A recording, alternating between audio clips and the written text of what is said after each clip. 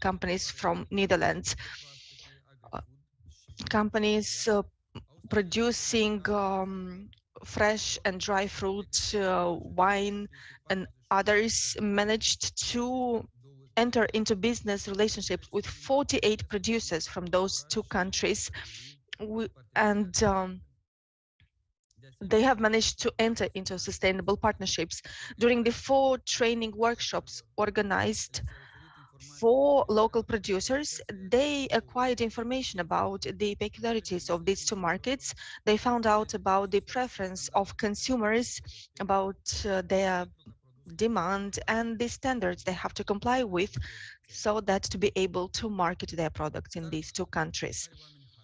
Our country has hardworking, talented, and professional people, and the result of their effort are the products that we are proud of, products that we can offer not only to our people, but to people of other countries as well.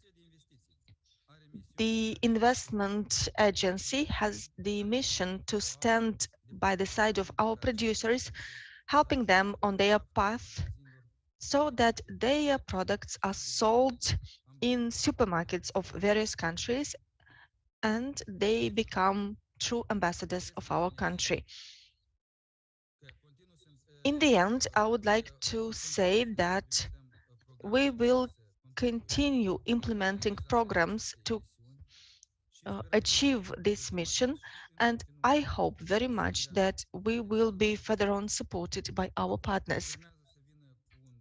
And now I would like to invite, with an welcoming speech, Vasilie Sherban, State Secretary of the Ministry of Agriculture and Food Industry, Vasilie Plămădeală, Trade Officer, EU Delegation in Moldova, and Andrei Mazur,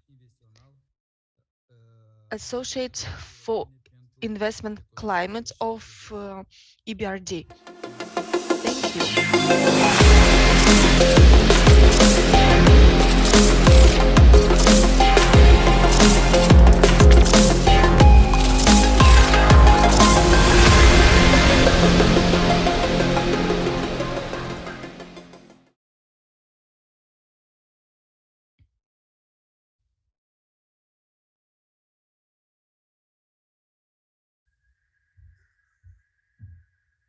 Stimați producători, Esteemed producers, dear colleagues, esteemed audience, Director General of Investment Agency, I am very glad that you offered to the Ministry of Agriculture the opportunity to come with a welcoming speech at such an event. I would like to extend our sincere gratitude to EBRD, to all stakeholders that contribute to promoting the local producers. On behalf of the agricultural and food industry, I would like to ensure you that through our daily work to develop policies to create an enabling environment for business development and export promotion will ensure continuity. It is not enough to have quality and safe products that are specific for our country, tasty products. So it's not enough only us, people of our country, to be aware of it, because we do not have the possibility and capacity to consume all of it. That is why we have to develop our marketing capacities. We have to develop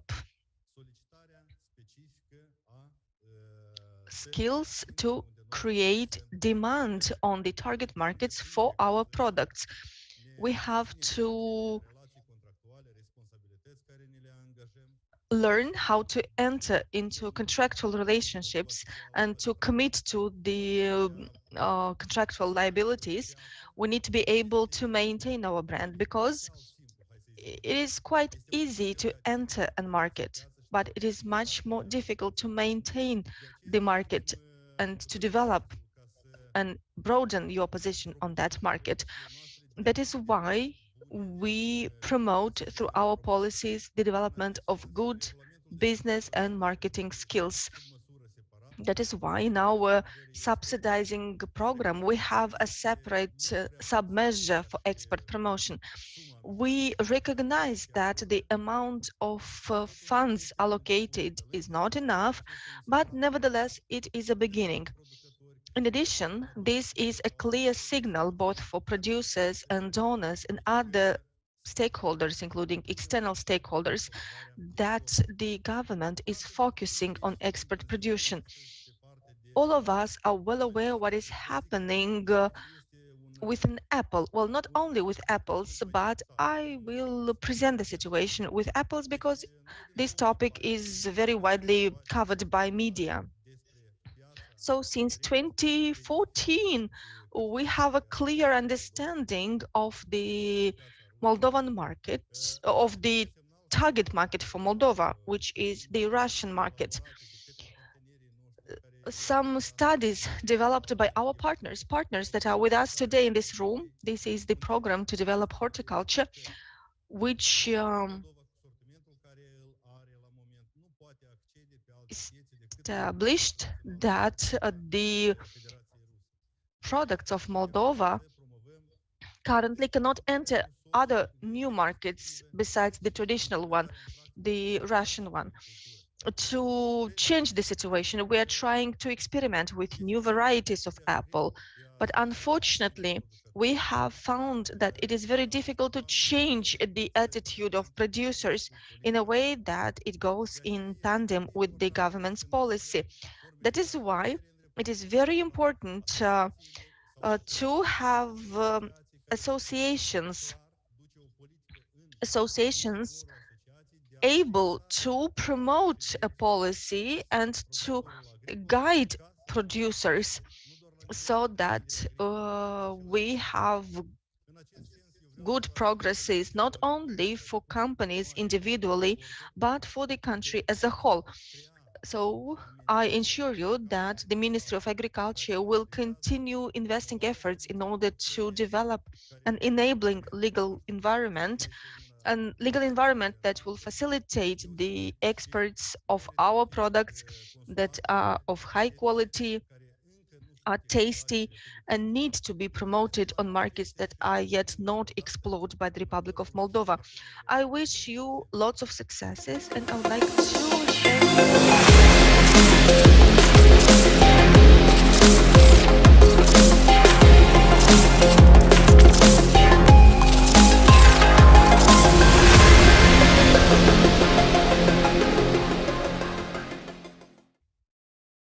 Onorată asistență, esteemed audience, dear colleagues, hello. I would like to ensure you that during this difficult period, the Republic of Moldova is an important, trustworthy partner of the European Union. The association agreement, including the deep and comprehensive free trade area, is a stable basis or a stable pillar underpinning our partnership, and it is of great help to all of us during this difficult period.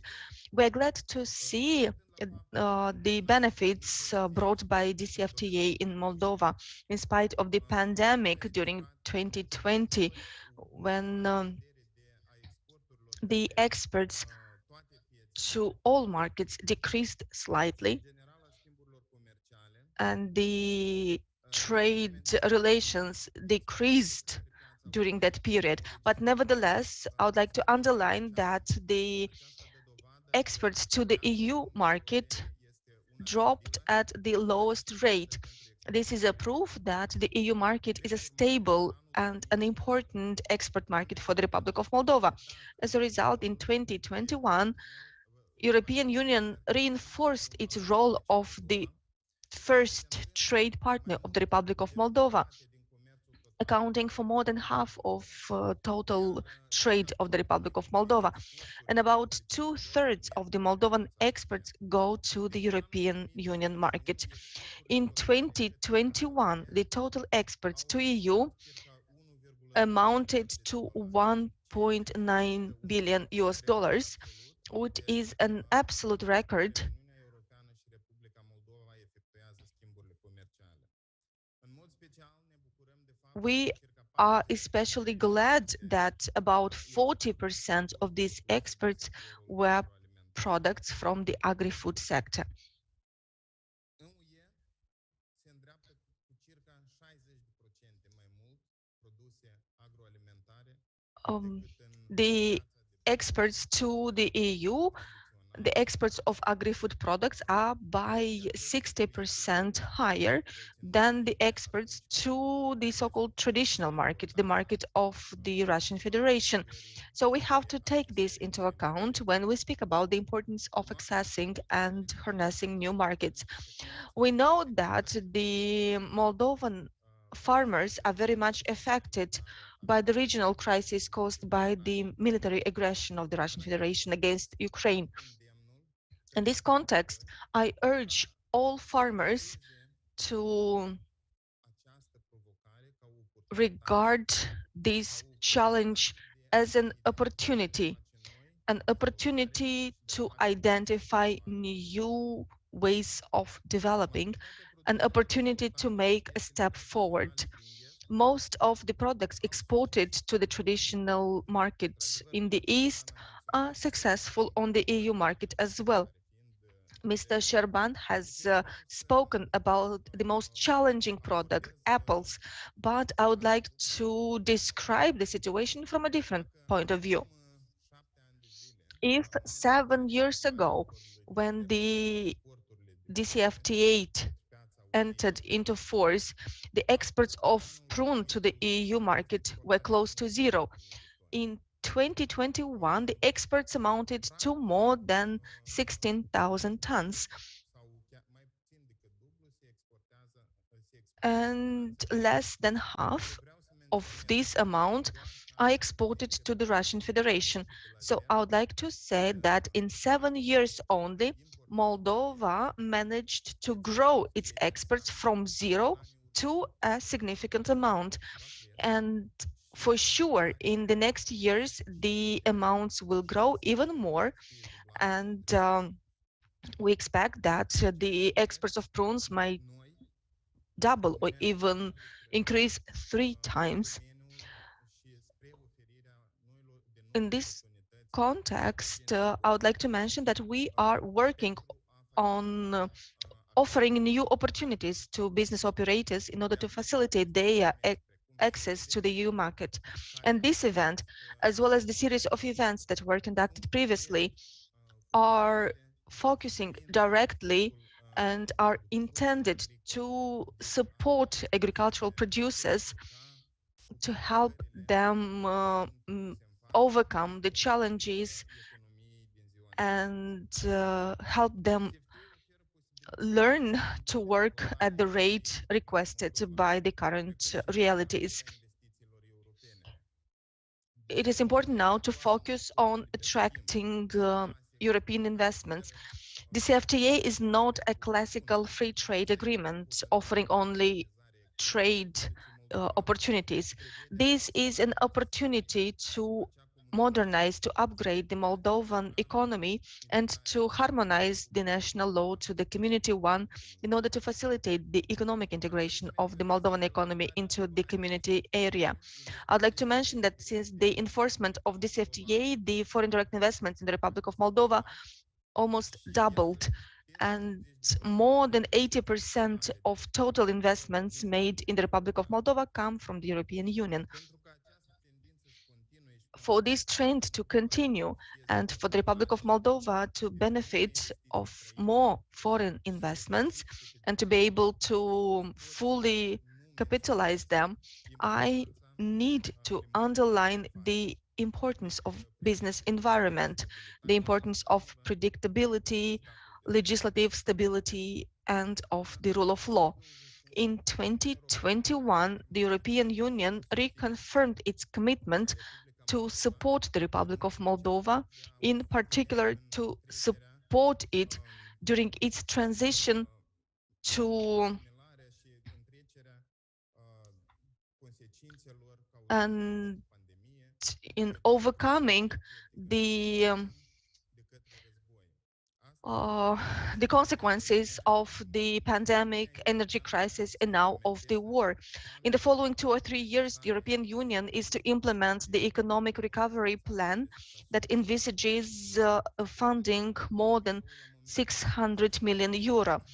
EU is now working on providing support to the Republic of Moldova in the context of managing the refugee crisis, as well as in supporting businesses to be able to cope with the new challenges caused by the situation in the region and by the overall context, the new context, if we can call it like that, caused by the energy crisis.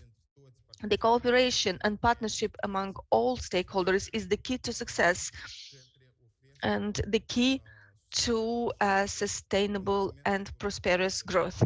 Thank you, everyone, and best of luck.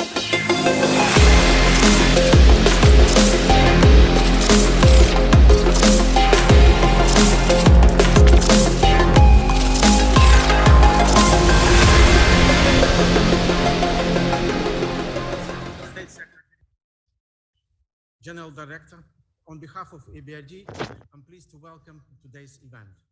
At EBRD, we are working with governments, helping shaping their policy responses and to support, attract investments and promote exports. In the framework of the Investment Climate Action Plan, supported by the EU, our current focus on providing technical assistance support to investment promotion agencies in Moldova and across Eastern European Partnership countries. We are grateful establishing this cooperation with the agency Invest Moldova, our grateful consultant gateway partners, to establish fruitful cooperation and to implement the project. As part of this CA, we are launching the workshop with the overview of activities, expert missions. We would like to present some results and an overview of the next steps. We look forward to today's discussions, and I'm very pleased to welcome all and wish a grateful event today.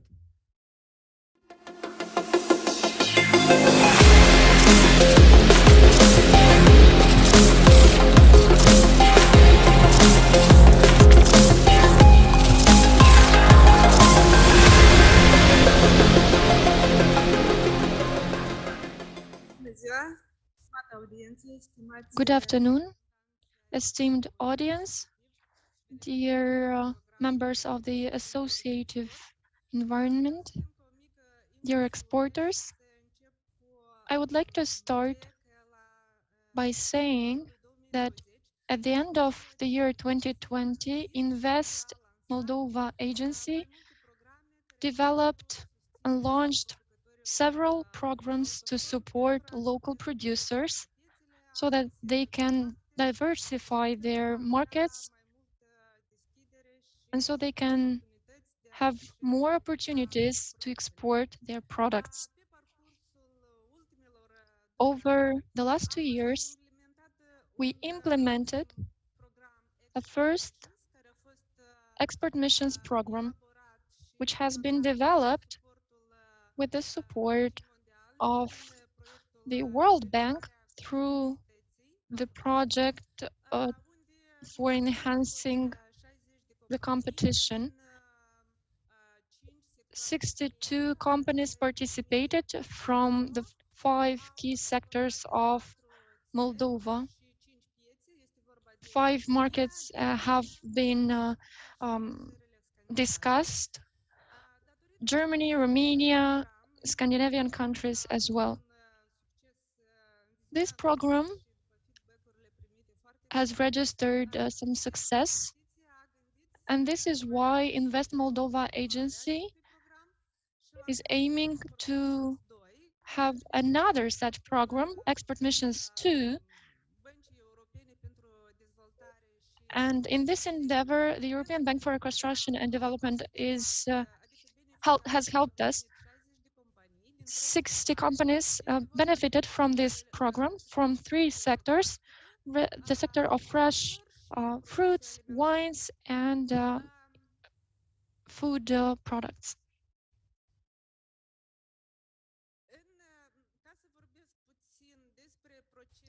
I would like to say something about the process of the program. First of all, a study has been developed to identify target markets. After that, consultancy meetings with the associative companies had taken place, and some relevant sectors have been chosen. Target markets have been chosen, the Netherlands and Romania. After that, we announced the competition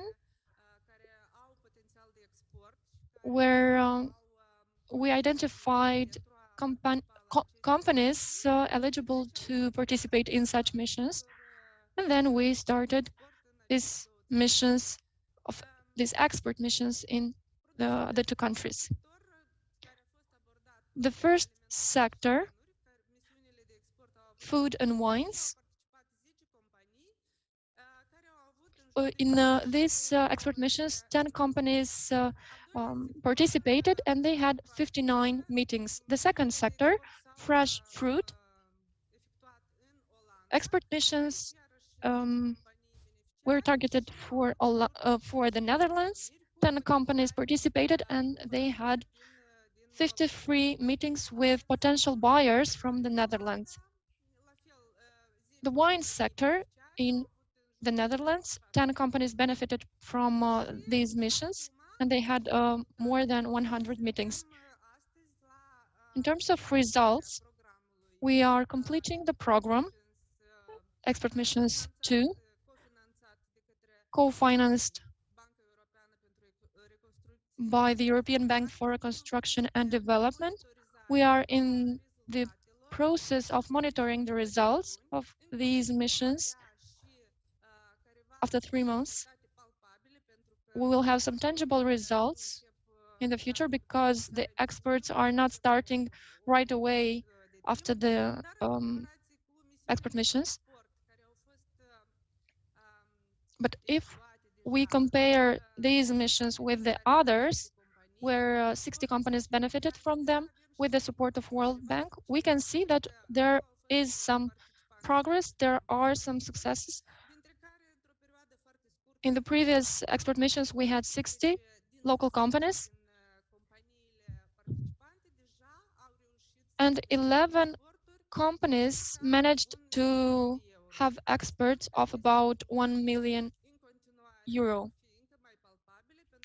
I hope that the results will be more tangible in the future. We will monitor the results of these missions after 9 months. And soon we will have some statistics in this sense in order to compare them. To be more precise, and we will come up with some more detailed information. Our experts will come up with some more detailed information. They will tell us, they will present us a more detailed information about the process of the program, about the steps undertaken, why these companies were selected to implement this program. Mr. Krigan, you have the floor.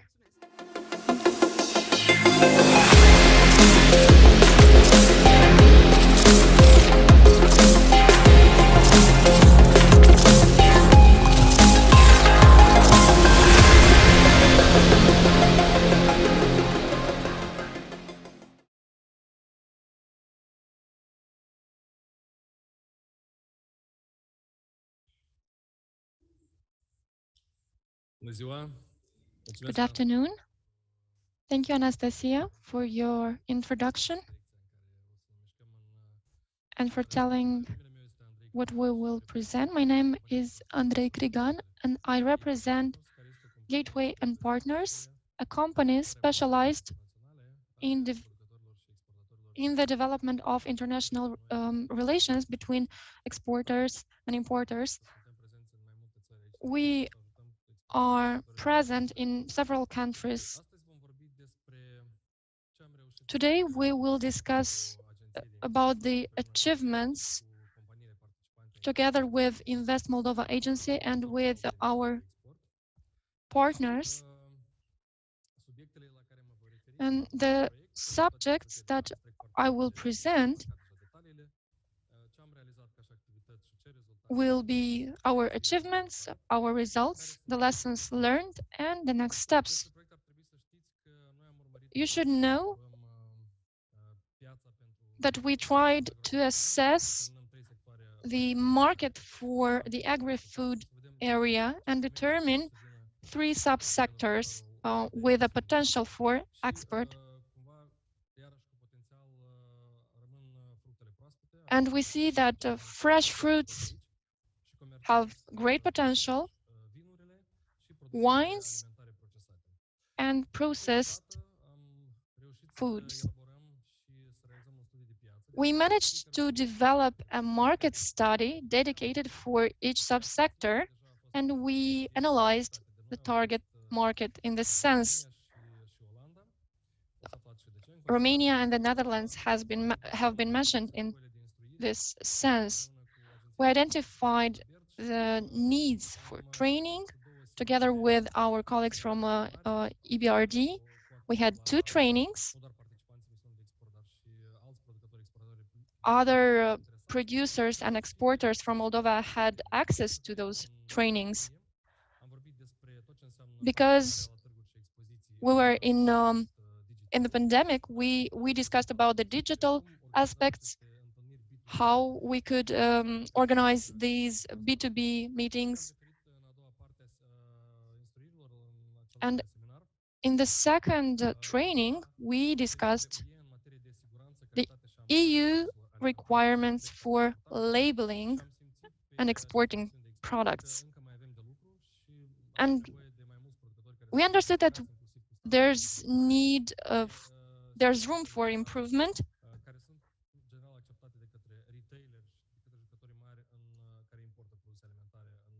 with regards to food safety and quality. We managed to organize 3 meetings, matchmaking B2B meetings. We started them in an online format, taking into account the context we are in.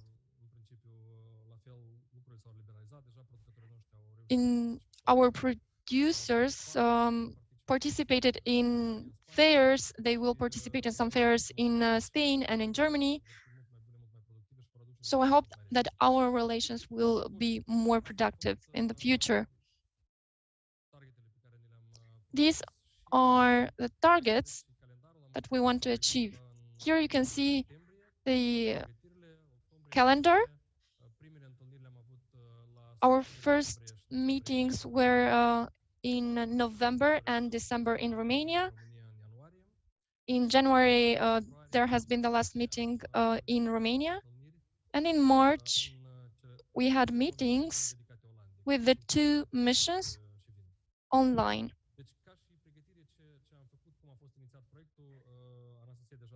About the preparation of the project, we worked together with the Invest Moldova Agency and EBRD.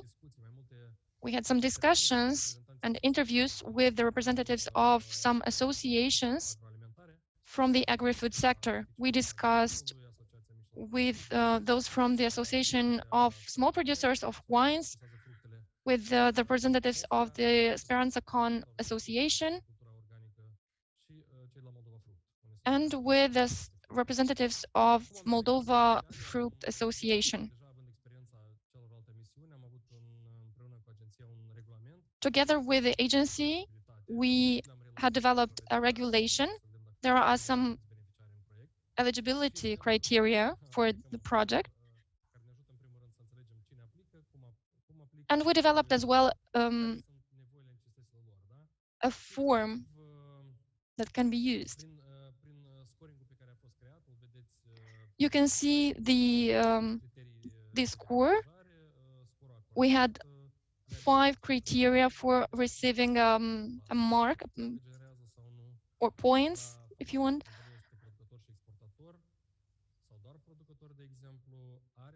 And the eligibility criteria took into account if the company assumes its expenditures for transportation, if we had these meetings in the physical format. Here you can see the points.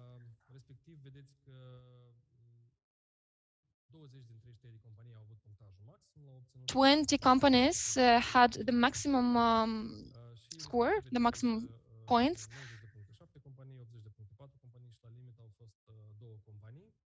And 2 companies had only 3 points. So we had 3 places.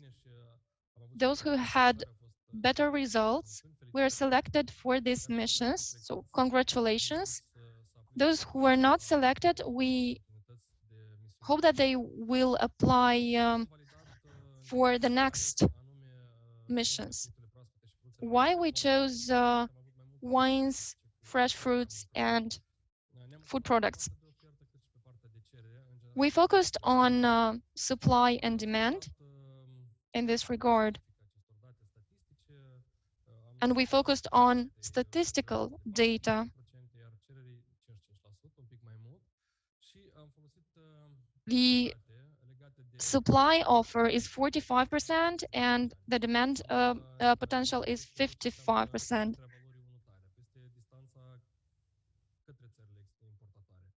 We took into account the distance to exporting countries. How are the markets? How much we export? So these 3 sectors are the most competitive.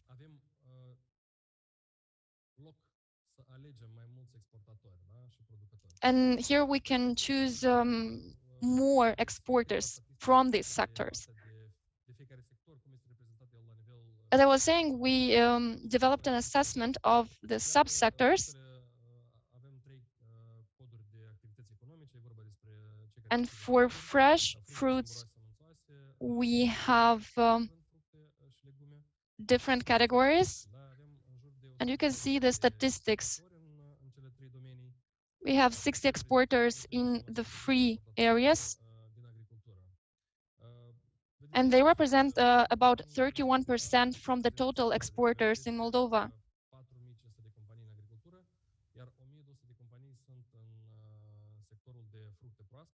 More than 1,200 companies are in the sector of fresh fruits, and 38% of companies are in this sector, are working in this sector. We compared these statistics with other sectors, so they are relevant. The export missions is a project sensitive to the preparedness of exporters. Some of them are not ready to export. They have to be coached, and then they become truly exporters.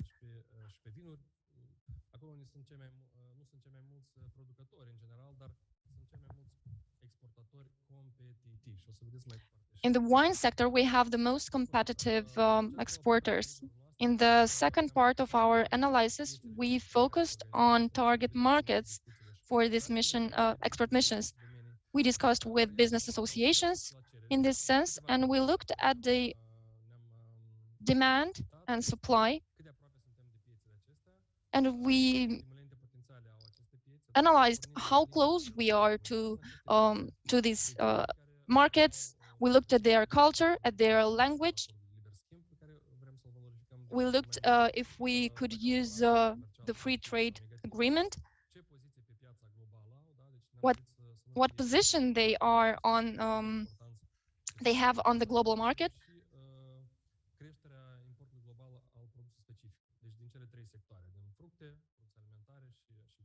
And we took into account the three sectors in this sense. We looked at the value of the import product in the Republic of Moldova.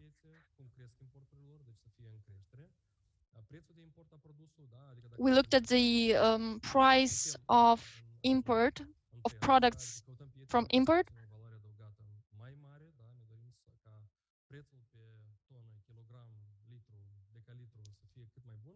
and we want the price to be the best one.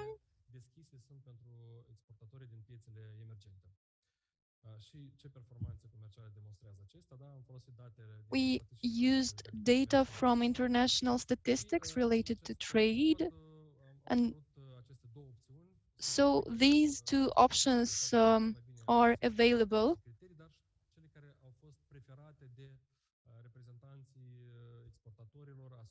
And there are some aspects preferred by some companies.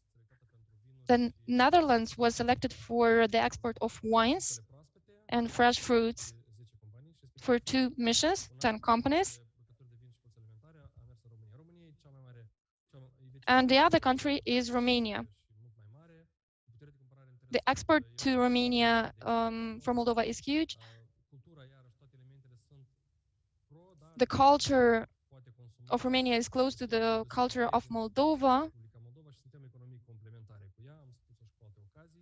and we complement each other from the point of view of experts. So this is an ideal relationship between Moldova and Romania. Through Olanda, a lot of cheese is important in EU. So there's a deficit of milk, of dairy products in the Netherlands. So there are some different opportunities, different hubs, and it is a target discussed with the producers. We made the decision, we selected the markets, the companies. We analyzed the Netherlands for fruits and wines and Romania for producers of wine and food products. We provided this information to all participants in the expert missions, and our market analysis provided some general data on markets and what trade there is between Romania and Moldova, or the Netherlands and Moldova. What is the structure of this trade? We also refer to the products that are already exported there. What are the channels for exports? We discussed about the obstacles, what are the necessary criteria to export to these markets. So we included some important data in this sense. Despre cum au arătat aceste informații, deci foarte grafice, foarte exacte, foarte precise, concise, ușor de asimilat, ușor de înțeles și asta ne-a permis ca exportatorii noștri să fie un pic So we presented data in a very clear and concise manner, easy to understand, and in such a way the partners were ready for discussions. At this third stage, we provided information support. We organized 2 workshops. The first one was on efficient participation in B2B digital platforms. We had 2 speakers from Latvia, Martinis Tiknus and Laura Valteri. They spoke about how to participate in various online fairs, and also they referred to the peculiarities of one-to-one discussions. So participants learned how to get ready for these events, because like any other event, you have to get ready for this. You have to plan them, do all the preparatory work. So though now we are in a green area in terms of pandemic, so we hope we'll stay on the green. We hope that no wave will come, though we have some worrying news from China, but nevertheless, we know already how to fight the pandemic. So hopefully we'll overcome it quickly. So during this first workshop, we spoke how to present ourselves, how to present our products online, because online presentation differs a bit from physical one. We had various situations. Some participants were driving and speaking during the workshop. Others were working in the field and nevertheless participated. Because we had our events online, we managed to organize them during several days, not to have to focus during one day only. The second workshop focused on requirements, EU requirements for foodstuff products. The speaker is Liliana Buza. She has knowledge and expertise in ISO certification and food safety. She spoke about the categories to take into account, the types of certifications, requirements, labeling, and other elements relevant for certification. These workshops were part of the preparation of our exporters, and at the fourth stage, we focused on organizing expert missions. We started well, obviously, the participants were informed. The membership of the delegation was known. You can see the Romanian participants from in the delegation. Some of them will speak today about their experience regarding the Netherlands. Other 10 companies participated. Regarding fruit, we had other 9 companies to participate in the virtual missions with Netherlands. So we started with the so-called kick-off sessions. So these are sessions to get familiarized with our exporters. They helped us fill in the questionnaires about themselves. We wanted to find out more details from them in order to be able to prepare their profile, a profile that was included in the invitation to buyers, uh, importers, distributors. So we wanted to find out more about during these sessions. Also, we asked them about their expectations, with whom they want to meet. Some of them named specific companies, others said that they want to meet buyers or specialized networks or distributors. We took into account all of this information, and at the next stage, we prepared the marketing materials. That's how they looked like. You can see the invitation for buyers. The invitation contained information both about the event, information about the Republic of Moldova, because we have to promote our country.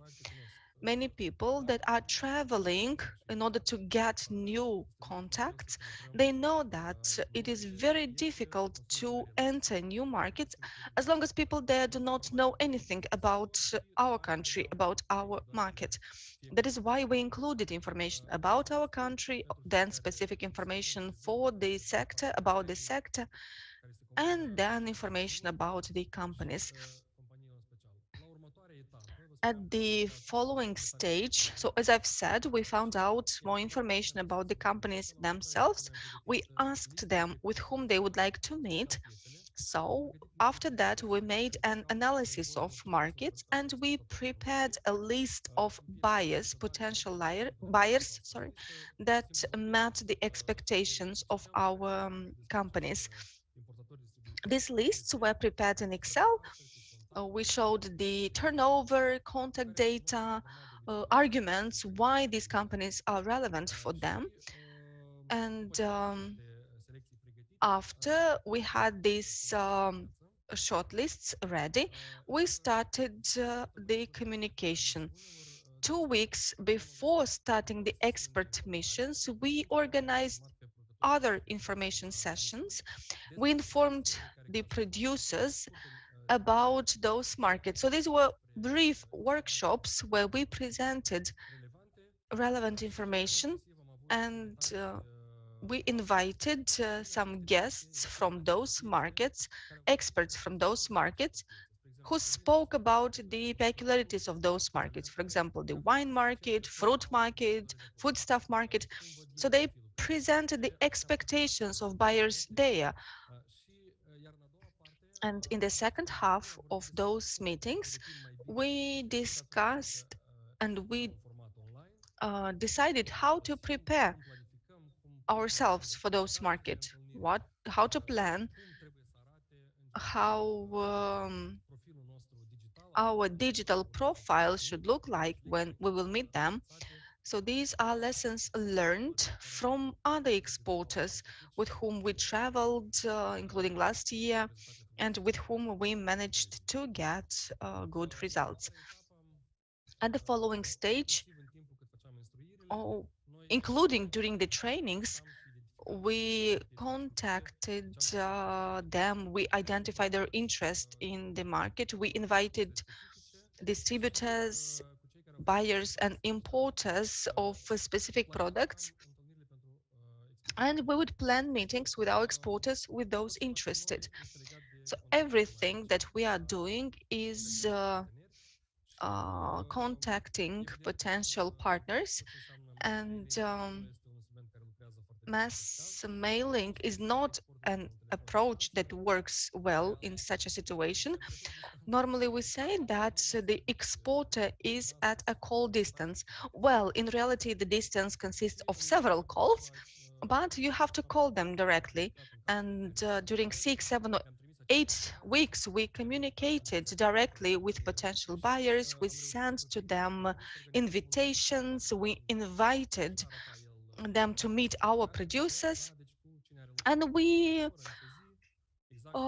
planned meetings. So that's how they looked like. We had the time, date, information about the buyers that they'll have to meet in order for them to get ready, to find out information about potential buyers. Most of them came very prepared to those meetings. Well, we had some cases when the participants were not very prepared, and we saw the difference, but this is a lesson learned. That is why every time when we communicate with our producers, we reiterate the importance of preparation. Okay, for the next stage, well, regarding the next stage, I would like to tell you about the outcomes obtained. I mean, the outcomes of these meetings. We are not yet in the monitoring phase. We cannot give you the final results, but I can tell you how many partners were contacted. So about 30 companies were selected among the participant exporters. Selected buyers, we had 125 buyers of wines and foodstuff, 104 wines in Netherlands, 150 fruit in Netherlands. So in reality, we had 379 companies selected. Our target is about 100 companies to be selected, and we always select using a top-down approach with the biggers, starting with the biggers and then going down to the smaller. Of course, all exporters would like to get in touch with the bigger players, but in reality, you don't always manage to get to the biggest one first. So you need to start with at a lower level with smaller companies. How many buyers were contacted? We selected 125, and then we contacted 159. We had to extend because we did not have enough For wines in Netherlands, we selected 104 and then contacted 270. There were lots of participants, exporters that wanted to enter this market. That's why we had to invest even more efforts in order to contact more buyers. We contacted 178 fruit companies in Netherlands. So at the end, we contacted 606 company for our 30 exporters. Let's see at the results. 15 companies of wines and foodstuff from Romania accepted the invitation to participate in the meetings. 14 wine companies Netherlands, 19 companies of fruit from Netherlands. So as you can see, we set our targets higher, and we managed. So we want to provide as many options to our exporters as possible. 59 meetings were organized with Romanian companies, 53 with wine producers from Netherlands, 66 with Dutch fruit exporters, 178 meetings as a whole, compared to the target of 150. As an average, we try to organize 5 meetings as an average. So it depends on the presence, on the marketing. It does not depend on NICE, because we communicate in the same fashion with everybody. But it is the buyer who decides.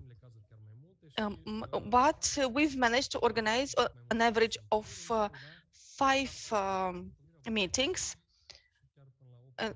ranging from 3 to 9, 10 meetings per exporters if they were prepared better.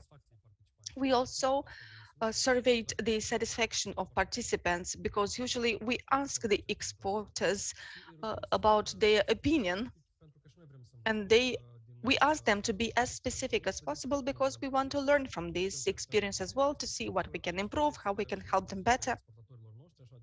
And here you can see the replies of our exporters. We have 4 main questions. How would you assess your total satisfaction with the project?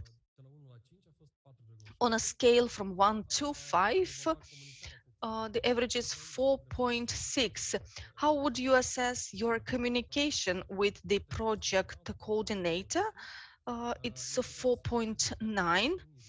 Regarding the quality of meetings, here the indicator is a bit lower, 3.9. And obviously, we try to meet with the biggest, with the best. The expectations are also very high, but we do not always manage to get the interest of the biggest players. So they communicate with those who are interested. But in some missions, for example, in Romania, because we have many producers, many exporters on the Romanian market, these the score is even lower, 3.2. So you can see here the expectation versus reality. And what is the likelihood of you to recommend this project to other exporters? You can see here that the score is quite high, 4.7. And now I would like to present the lessons learned. I will start by saying that to have good and very good results, it's important to have a good communication among stakeholders, associations, companies themselves, donors, investment agency. So it's important to have this joint effort for us to know where to channel our efforts. We cannot scatter our efforts. The companies tend to enter new markets. That is why they have to follow a series of steps in order to attain success. So here we speak about human resources, marketing materials, certifications, capacities, price offer. But these online and physical meetings are also very important. But we have to prepare for those meetings. We have to do our homework in order to come ready for the meetings. And after the meeting, we have to continue communicating by phone, by email, because if we commit to something, we have to stick to our commitments. Because it's not enough to be visible only. We have to follow up and to comply with our commitments. And here, with our colleagues from the investment agency, we started the monitoring already. We ask the exporters what kind of support they would need after the meetings. Next steps. We always provide a vision for exporters. We recommend to exporters to prepare their own expert plans for each meeting, to organize in a table, preferably if they have many contacts, to have a system of for managing the relationships with buyers, with distributors. Also, it's important to monitor the results. We already have experience with the past exporters. We monitor at 3 months, then 6, 9, and 12 months. Also, we will do a monitoring after 3 months of the latest exporters. Hopefully, we'll have good results. Now we are in a low season, so I believe that the results will be more visible in 6 or even 9 months, because now everybody have depleted their stocks of fruit. We have to continue the promotional efforts on the Western markets and third-party markets. We have quite many options, but again, we have to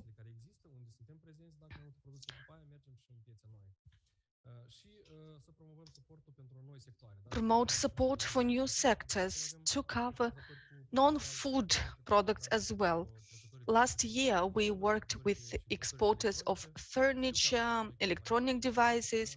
I know that new companies are set up, ambitious companies, and Moldova can start exporting with higher value added.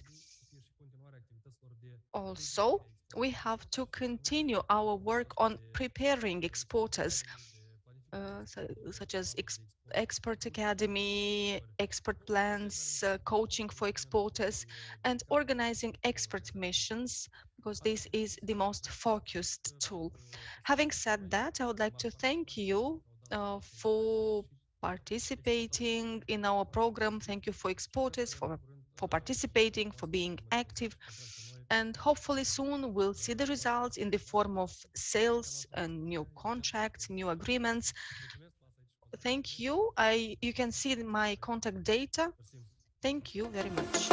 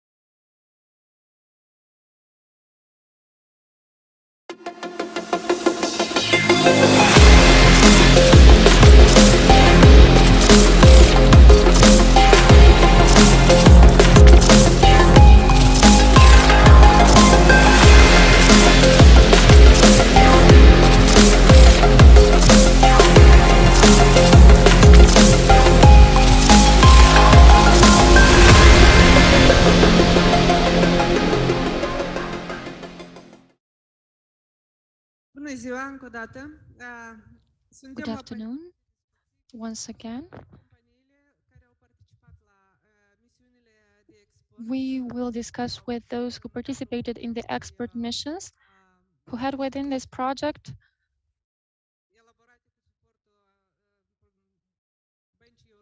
some activities. We have here with us Mr. Viorel Garaz, the head of Milești Mici wine company, state company, Mr. Victor Nistorica, the administrator of Bardar Bakery, and Denis Dediu, administrator or manager and co-founder of Deep Fruit company. Mr. Garaz, we will start with you. Traditionally, our wines are very competitive. They are exported, and Romania is a first market for exporting these products. Is Romania a good market for Milești Mici wines? Good afternoon, esteemed audience. I'm glad that we managed to come back to these face-to-face meetings. And I would like to mention that over the last 10 years, I tried to diversify the markets we export on. I was working in a private association, wine association, and we tried to identify new markets for exports.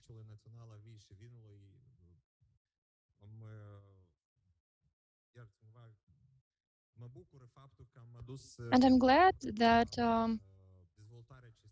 I made my contribution to develop the market, Moldovan market of wines. When I participated in a promotion event for wines in Romania, nobody knew about Moldovan wines, about Milești Mici or Cricova. And it was sad for that time, but there's a happy ending. When I went to Good Wine exhibition in Bucharest,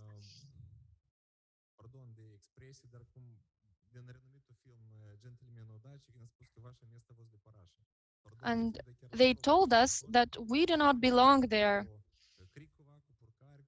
We had Vartele, Purcari, Cricova companies, and we were next to the toilet, literally. And now in the media, we see that the Moldovan wines are accepted and bought. Romania is the first market for wine exports from Moldova. We did not learn our lesson, nevertheless.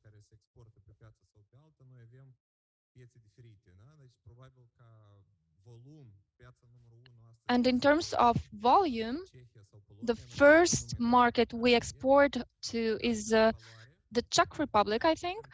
But in terms of value, we export the best wines to China and Romania in terms of quality. So or rather 6 years ago, the exports to these markets were practically zero. We had some exports of wine to Russia, and the first embargo from Russia to Moldovan products was a disaster. The second was dramatic, and the third was something that we knew already. And this is a lesson that all sectors should learn.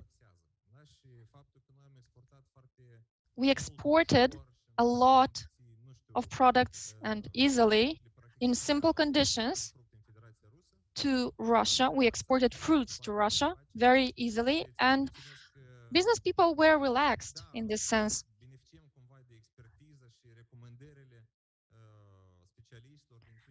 And we benefit from the expertise from international experts, but it's difficult when your fridge is full of apples and you cannot export them.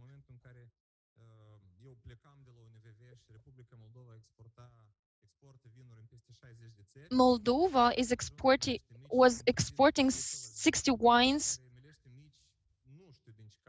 but Milești Mici, for example, was exporting 95% of its wines only to China and some other volumes, smaller volumes, to Romania. It was a shock for me that it was happening. And it was happening just before the pandemics. And I would like to say that this is it was the first time that I collaborated with some other colleagues from the Netherlands in 2019. And only in 2022, we had some wines exported to the Netherlands. We had some partners, then some discussions with the partners, then the pandemic came, and then we started to export wines. At the end of March, beginning of April, we exported half a truck to the Netherlands. It's not very much, but it's something.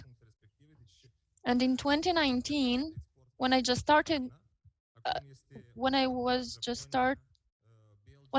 working, there were some exports of wines to Norway, to Canada. There are tools that we need to use. We need to diversify the markets for exports. And the most active ambassadors and specialists in diplomatic economics are on the markets where we had to export the most. But the most active were on small markets where there's already a local market for wines. Mr. Garaz, I have another question for you. Could you describe the meetings with potential partners in Romania within these export missions? And what do you expect? What outcomes do you expect from these export missions? As Mr. Krigan mentioned, any business mission is not based on luck. We need to do our homework. And when we do our homework, we have a chance to have results. If we do not do that, our chances are limited. Wines are everywhere on the globe. And I'm glad that we have a collaboration with them, and we can promote quality wines to some other markets. We sell a lot of cheap wine, and we repeat the same mistake on the Turkey market. We sell a lot of cheap wine to Turkey, to the Czech Republic, to Poland, to European markets. And we are a new market for them. But we sell wines of a $1 wine, $1.50 per bottle.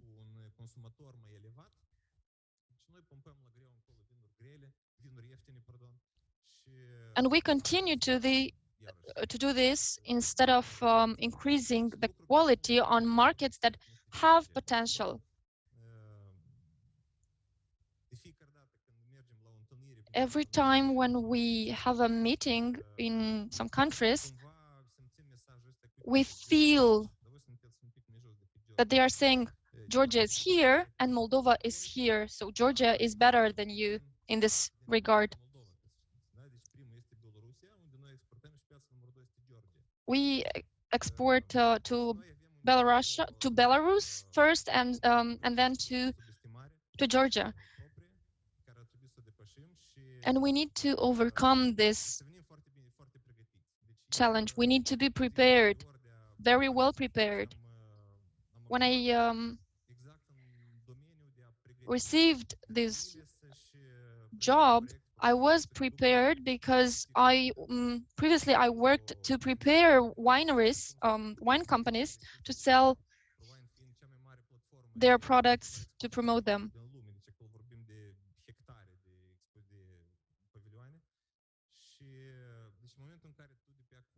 And when you have no meetings with potential partners, you cannot have good importers. And we are discussing about since March about meetings with potential importers that will take place in May. In order to come up with a better price, we need to show why we are better.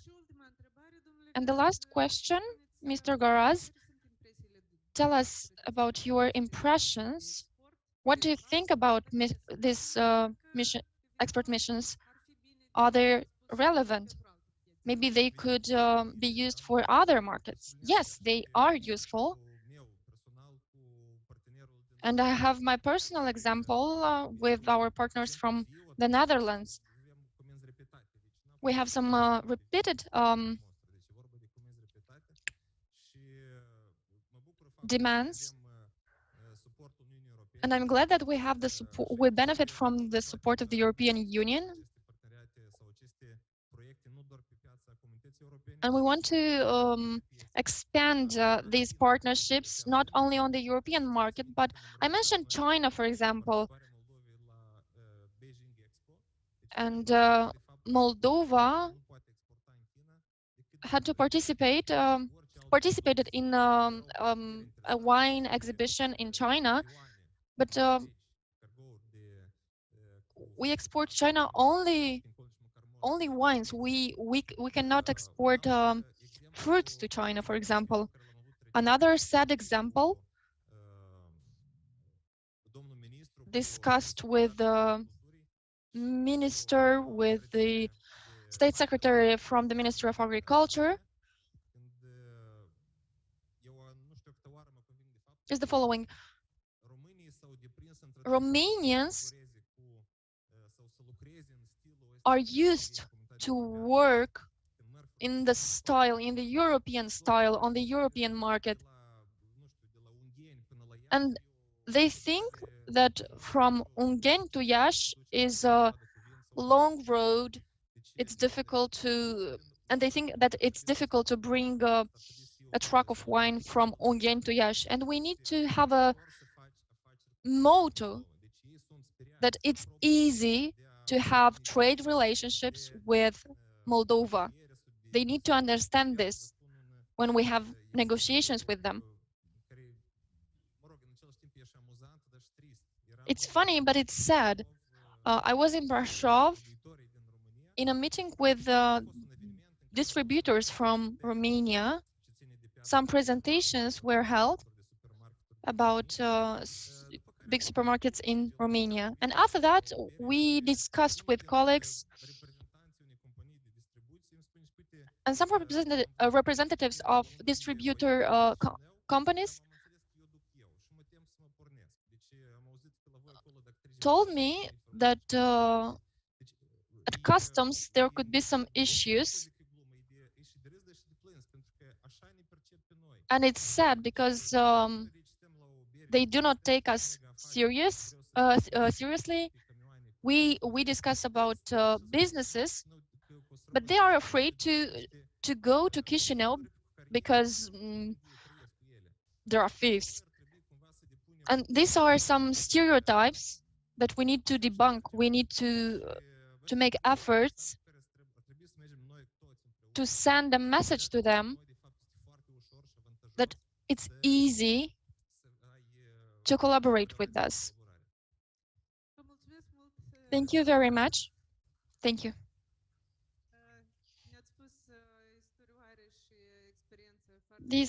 Your experience is very interesting. Thank you. I would like now to discuss with Victor Nistorica, who is the manager of Bardar Bakery. Mr. Nistorica, you represent newer area for experts, and I'm speaking about bakery goods. How would you describe our relations with our Romanian partners? Are they open to import products from this sector, from the Republic of Moldova? Good afternoon, everyone. First of all, it was very useful to collaborate with Romania because we did not have to explain to them what plăcinte is, a traditional food from Moldova. On the other hand, an obstacle is that we have frozen, prefabricated goods, and they are more developed than us in this sense. And the third aspect, and I could make here an association with wines, it is expected that from Moldova we will come up with some accessible, cheap products, which is a mistake.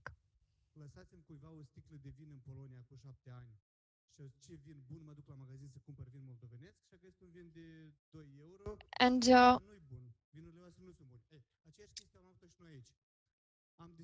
our wines are worth buying. I was speaking about frozen plăcinte. They appreciated them. Maybe this is why we had so many meetings with our partners from Romania. And we are not very well represented.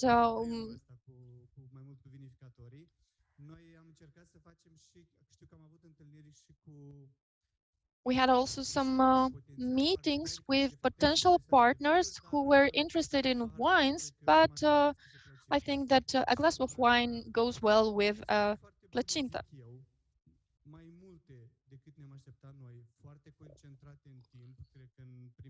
We had a lot of discussions, so within 2 or 3 weeks we had some 10 discussions, which went well.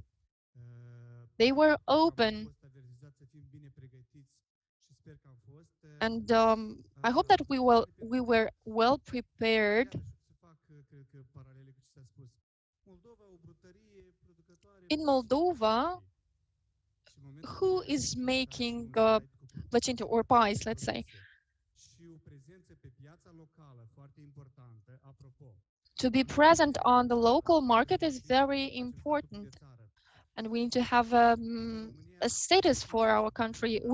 In Romania, they know who we are, but we need to show that we are very well prepared as producers, that we guarantee quality and safety of the products.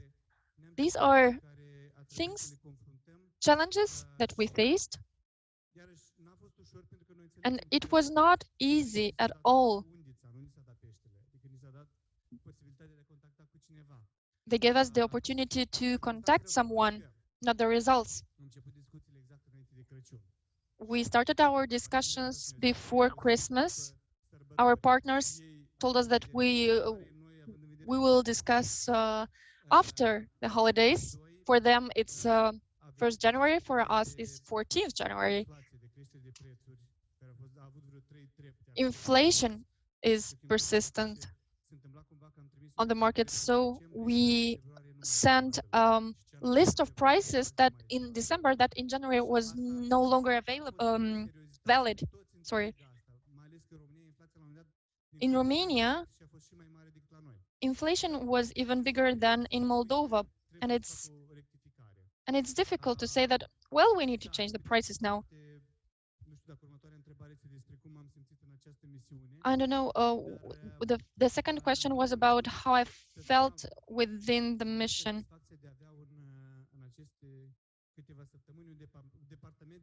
Within the meetings, we had a team that searched for contacts for us.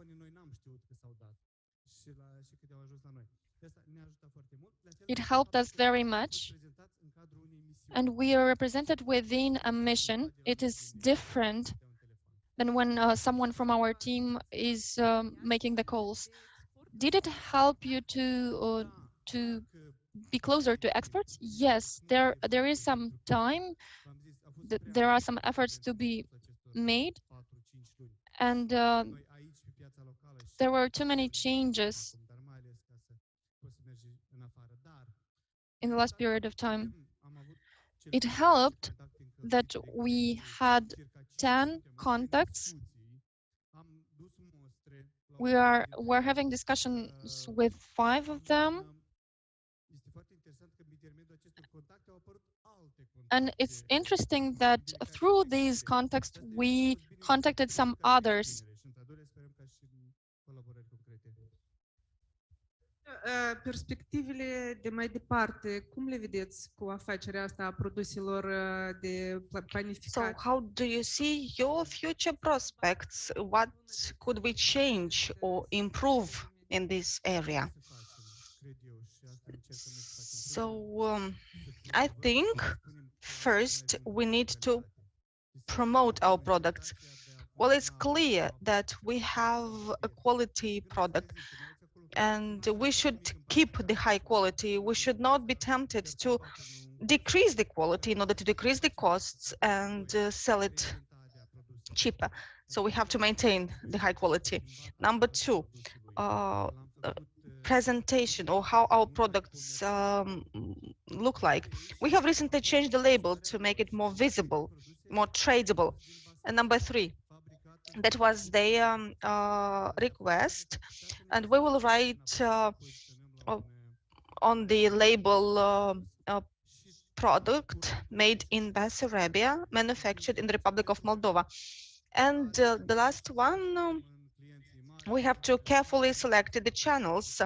Yes, of course, all of us would like to be part of the big networks, but it's not easy to enter them. They have very high requirements. We are aware of that. And actually, we have discovered that this area of Horeca, which is not very concentrated, we have to enter into contracts.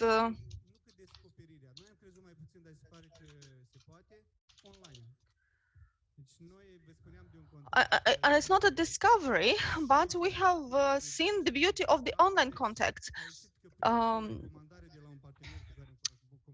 We, on the basis of a recommendation of a partner, we have managed to get in touch with the biggest Romanian player, EMAG, and we have recently signed an agreement with them, and next week we'll start the deliveries. Thank you very much. Lots of successes in achieving your plans.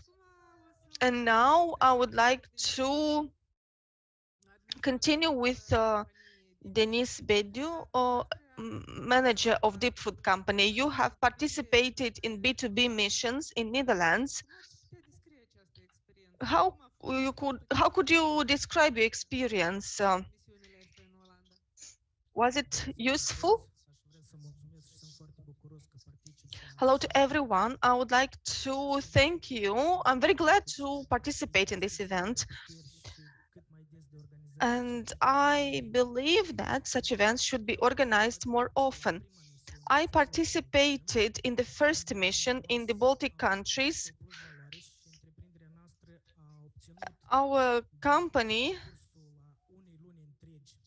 obtained during 1 month obtained 2 customers, but we were not very sad because it was end of the season, so we did not have a lot of available products. And I am glad that I had only 2 contacts, because later I realized that if we had more contacts, then I wouldn't have enough quality products. But nevertheless, these 2 customers uh, offered to us more than 1 million euro in sales, and I believe that this year we will increase the number. We have already 4 potential customers with whom we will conclude an agreement. Great, we are very glad to hear about these results. We hope that you will double or even increase threefold the number of customers. So you told me about your expectations already, but please tell me, what are the lessons learned? Can you tell us more about this? Can you tell us more about your experience of talking to potential buyers? So every day during 1 month, we participated in the projects, and we always took notes. This customer wants this type of product and this type of label. The other customer has different requirements. So we wrote everything down, and we took into account all of this, because our mission is to promote our good fruit on foreign markets. And now we are working on improving the quality of fruit and improving our marketing. One more question. We know that fruit and grapes are mainly exported to the CIS market. And now, in the context of the military situation in the East, so in this context, would you say that the export missions are an efficient tool to look for other markets, not to focus on the Eastern markets only? Well, actually, before participating in this program, our target market was the Russian Federation, like the other companies of the Republic of Moldova. After participating in this program, I drove to Romania, and during a 10-day mission, I found 2 customers. Well, one customer took the first batch, and then somehow he disappeared. But afterwards, he saw our products at his competitors, and then he reappeared, paid for the first one, and continued to work with us. So that was a very interesting lesson to be learned. And all I want to say that this is a great experience. I'd like to thank EBRD for that, because companies are not very much aware of such programs. They don't know that there are opportunities to sell their products at a higher value added. Thank you. Thank you very much. I'd like to thank all of our guests. We are already behind our agenda. You've shared with us your very important and useful experience. And I would like to urge all of the beneficiaries of this program, as well as the beneficiaries of the previous programs, because now we are monitoring the results. So we kindly invite you to be open to answer to our questions, so that we understand better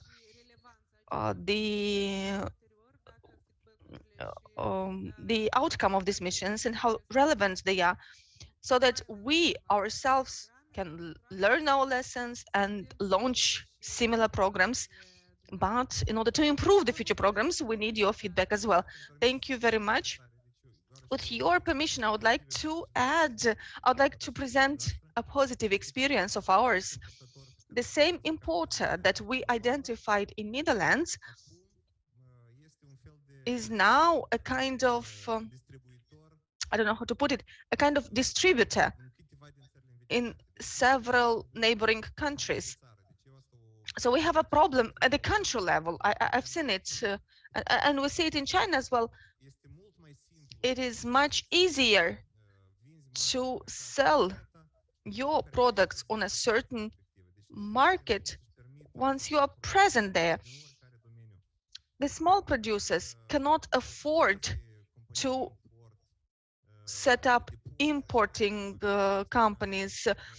They cannot afford warehouses, logistical companies, in order to be able to identify partners on a certain market. Romania is a good example.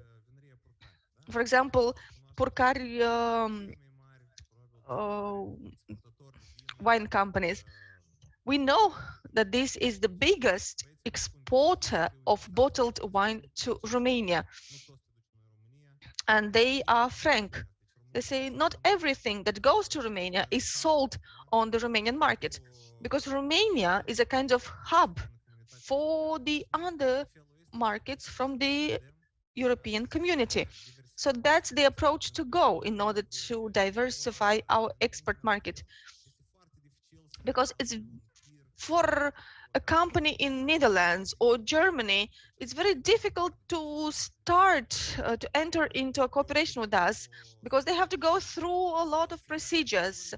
But if we offer them a logistical solution for them to take on a regular basis, I don't know, one batch a month or a week, but so we will be able to diversify and broaden our exports, but we have to come with a ready-made logistical solution. Thank you very much. And now I just want to say that the next panel is dedicated to EBRD, that is providing support and offering opportunities for exporters. I will invite Mr. Alexandru Baloga, local program coordinator, Vitalie Kondratsky, marketing expert GEFF, and Dumitru Buhai, analyst, small business advisor at EBRD.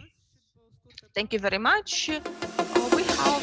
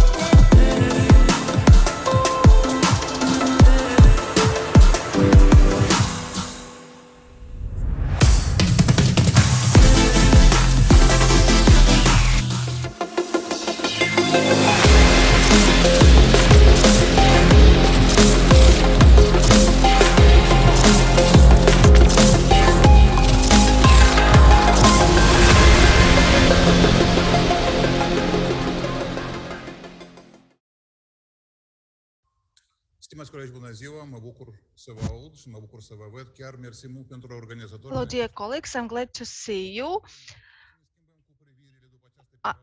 I am glad that we had this opportunity to meet after the periods when we were closed, and it's a great opportunity to see old friends, to meet them, to exchange experience and positive energy, to have the possibility to contact new customers.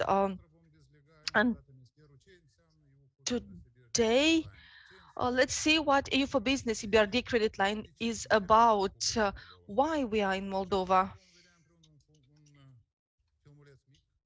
Let's watch a short movie about this project, a short video.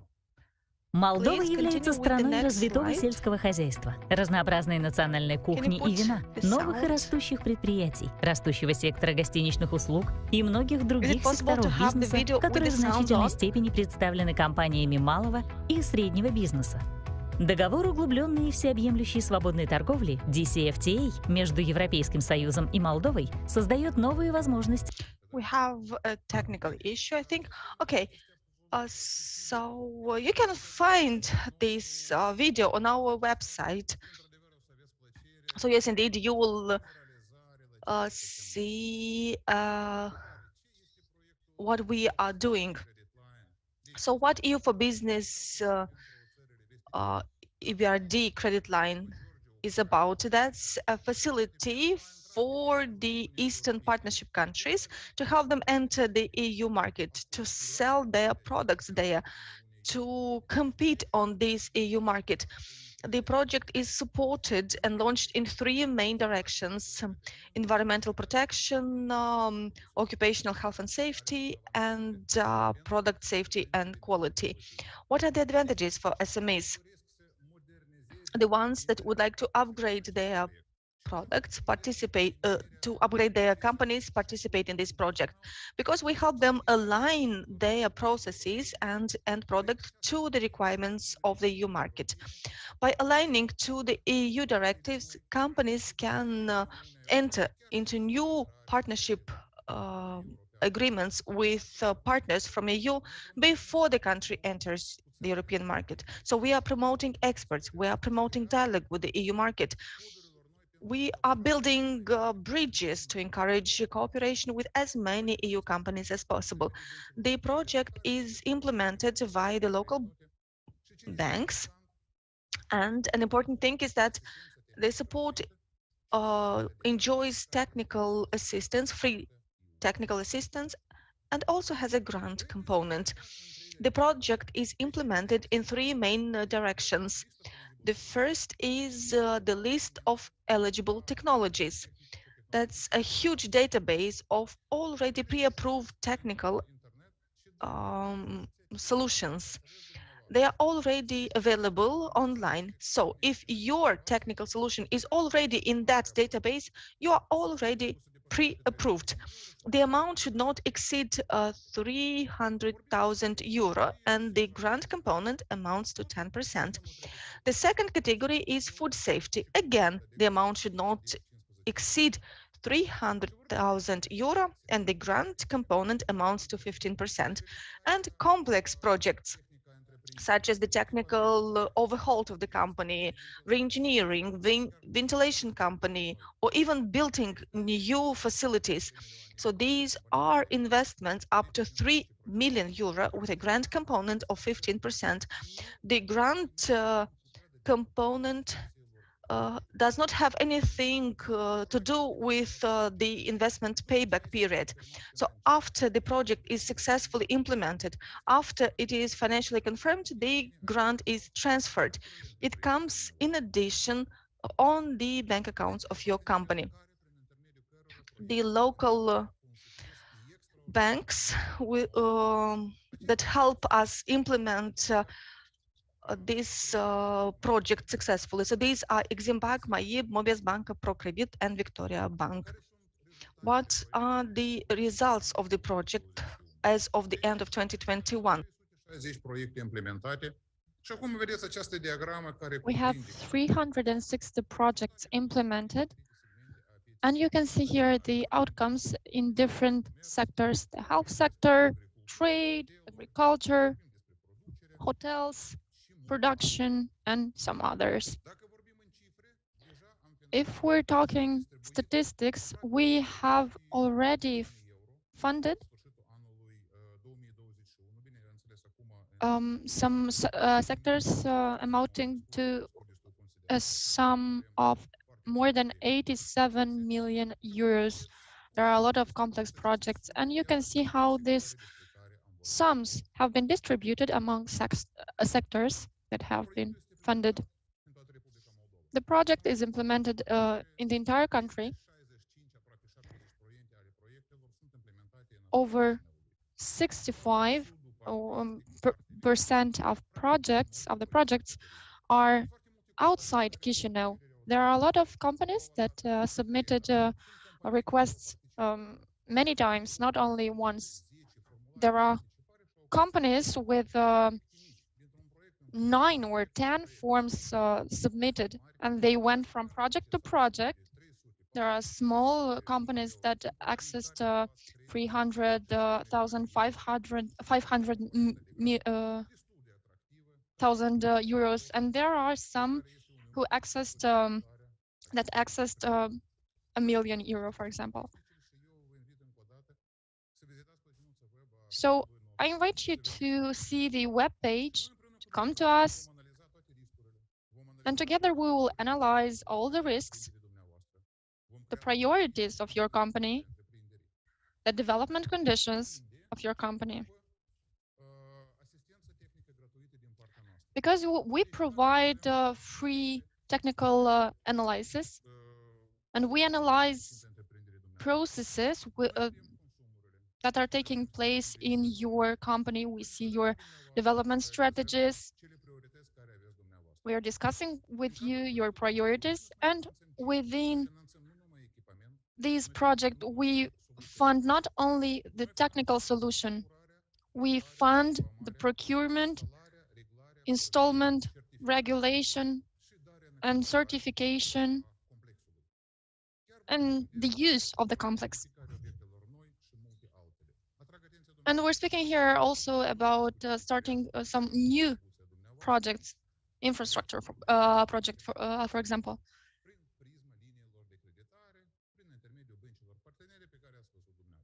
And as I said, we collaborate with local partner banks. This project is also focusing on the benefits of green economies. 61% of projects are green projects. And you can see here the statistics on the bottom of the page for the energy consumption. We try to apply the best technologies that lead to reducing the use of electrical energy and some other types of energy.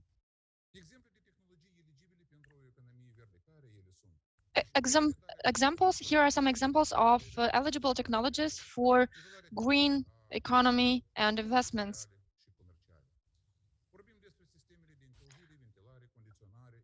Heating systems, lighting system.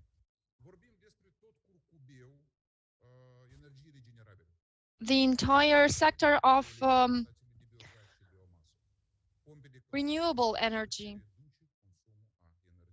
Everything that reduces the consumption of energy.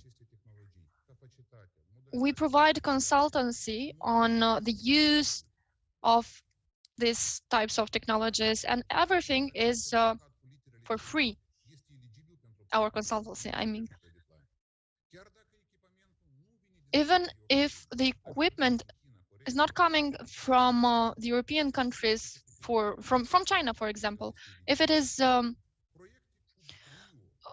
in compliance with all the standards, it can be used, it can be procured. And we work in different sectors. For example, agriculture. We fund livestock breeding,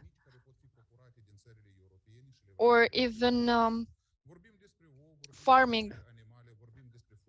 We're speaking here about animals, eggs,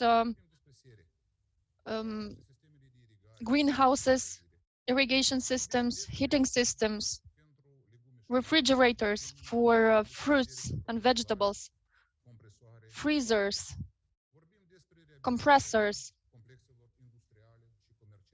We fund industrial companies, wineries. We had a lot of wine companies who received funds to buy some systems for depositing the wines, for example. If we're speaking about trade, we funded some big trade centers using European practices in air conditioning, in heating systems, security systems, and others. Now, renewable energies. There are a lot of technologies provided to the Republic of Moldova. PV cells, biogas stations, and many other technologies were provided to Moldova within this program. So we touch every segment of the national economy. About 360 projects have been funded with success. The basic consultant of the project is Rina. They will tell you how to participate, how to submit your application. Here you have contact data, my contact data, and Guranda Natalia from Rina. Our address is Bănulescu Bodone 57. You can find us in Chișinău, and we can discuss with you if you are interested. Dear colleagues, at the time when we consume a lot, when we want to be competitive on the markets, I invite you to work together, because together we can export more products on the European market. Together we can find more partners in the European Union. We can align your products to the standards of the European Union. And together we can be on the European market. Thank you. And if you have any questions, please.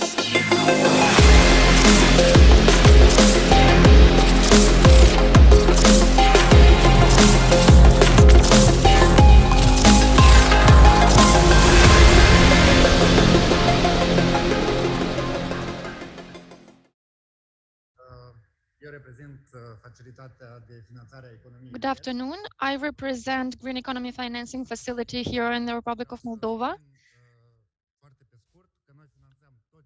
We fund everything Alexandru was mentioning, and a photovoltaic park as well. I would like to convince you that we need to invest in green economy. Investițiile verzi fac afacerile cu sens, minimalizând impactul asupra mediului înconjurător. Împreună cu donatorii noștri și partenerii financiari, susținem tranziția pieței către o economie verde. BERD crește investițiile financiare în economia verde pentru a reduce emisiile de gaze și să ajute economia să se adapteze schimbărilor climatice. Noi investim în tehnologii de înaltă performanță pentru a reduce costurile, crește competitivitatea și îmbunătăți nivelul de calitate a vieții. Noi colaborăm cu instituții financiare pentru a ajunge la întreprinderile mici și persoanele pe care nu le putem finanța direct. La fel, furnizăm sfaturi tehnice, ajutăm la alegerea tehnologiilor și performanța verde. Acest pachet de ajutor financiar și tehnic ajută la schimbarea modalității de investiții și este numit de către BERD Facilitatea de Finanțare a Economiei Verzi, sau GEF. GEF deja lucrează cu mai bine de 130 de instituții financiare din 24 de țări. GEF ajută instituțiile de finanțare locală să identifice oportunități de piață și să ajungă la clienți. Investițiile verzi ale GEF ajută la încurajarea competitivității în afaceri, creșterea confortului casnic. Beneficiarii eligibili sunt afaceri în agricultură, comerț și industrie, indivizi și asociații de locatari. Investițiile eligibile sunt eficiența energetică, energie regenerabilă, apă și eficiență materială și adaptare la schimbările climatice. Tehnologiile eligibile includ procesul tehnologic, îmbunătățire clădiri, panouri solare și multe altele. Să muncim împreună pentru un viitor mai verde.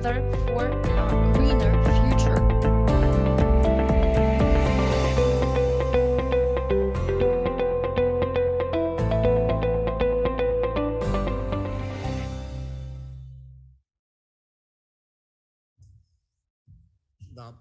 Acum vreau să ofer un pic mai multe detalii despre... Now I would like to give you some more details about GFF. This is an initiative facilitated by 20 million euros. We don't have as many results as EU for Business because we work for 1 year. We launched our company 1 year ago. We have projects such as PV parks, but about that I will talk later. Our partners are EBRD, and we have funding from Turkey for technical assistance for consultancy team.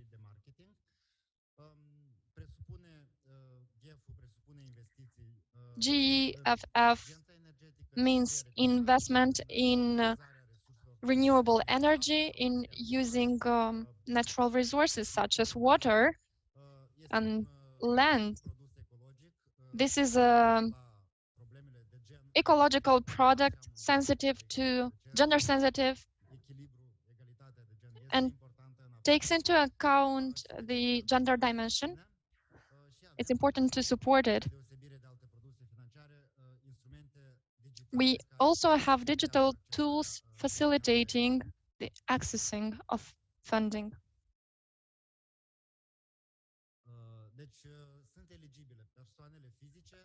Physical persons are eligible resident associations because 50% of energy in Moldova is consumed by buildings.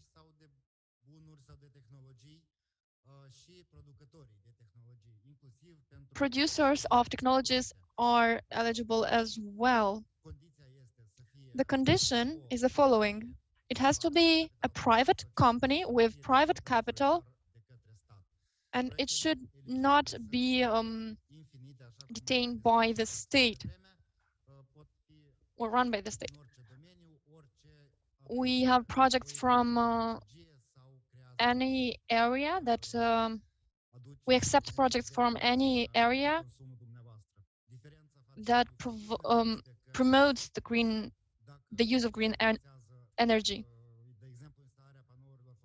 If they fund the installation of PV cells, GEFF will fund this endeavor. We have some sub-projects that are eligible, equipments, for example,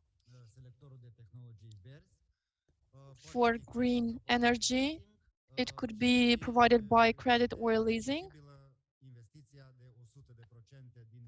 And 100% of his investment is eligible. And you have to contribute with the VTA Even Suma maximă a the creditului este de 5 milioane de euro. amount, the maximum amount is 5 million euro. Selectorul de tehnologii verzi include The selector of green technology includes pre-approved technologies assessed by our engineers, our experts, and that have been approved as more efficient than the average on the market. The process is very quick and simple, but the sum of the credit is smaller because of this. It's 300,000 euro. For more complex projects, you can access credits of 5 million euro. There are different sectors that can participate. Renewable energy in hotels, for example, or shops. In the industry, we can change some equipment, isolate buildings, everything that brings added value. Here you can see the technology for renewable energy, wind energy, hydro energy, biogas energy, and PV cells. We have 5 steps in order to develop a project together with GEFF. You need to go to our organization and submit a form. The consultants assess the quality of the project and the technology that has been chosen. Then the money are given and the project is implemented. The green technology selector has an online database with the best green technologies of local providers. We have local producers accredited here in the Republic of Moldova. I'm speaking about 5 producers and 65 providers. If you don't find a product from those 600 at a local producer, you can buy it from abroad, but it needs to be assessed by our team.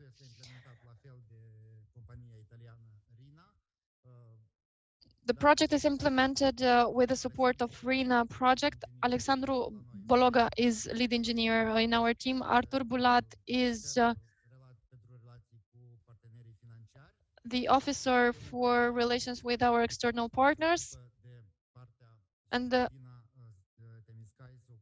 Christina is working on the gender aspects. Here you can see in more detail our activities and why gender is important. The potential of women on the Moldovan market is not fully unlocked. Women face a lot of challenges on the Moldovan market. So we try to involve them in businesses and on the labor market. Here is our email, very simple email.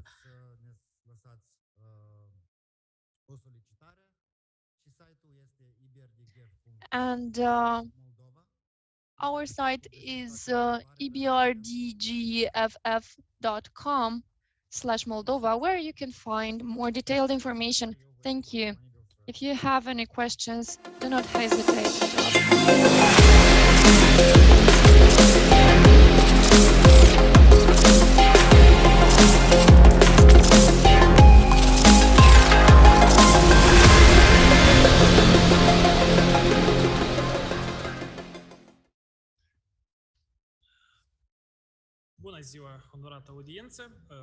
Good afternoon, esteemed audience. I would like to welcome you on behalf of the consultancy team of EBRD.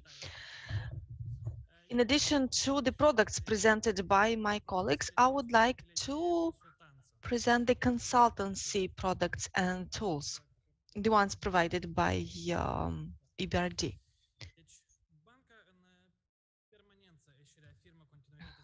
EBRD is reaffirming the continuity of its support for private sector, including for SMEs.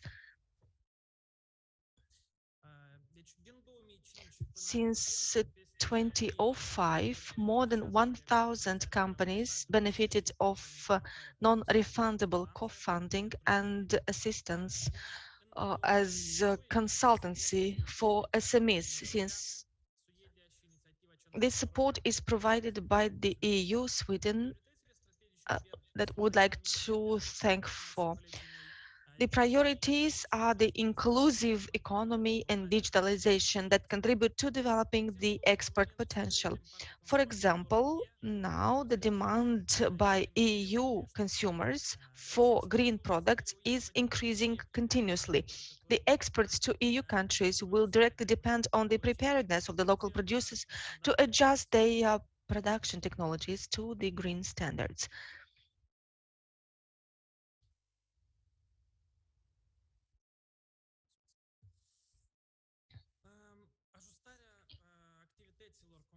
Adjusting the activity of the local companies to global green trends requires effort and funds.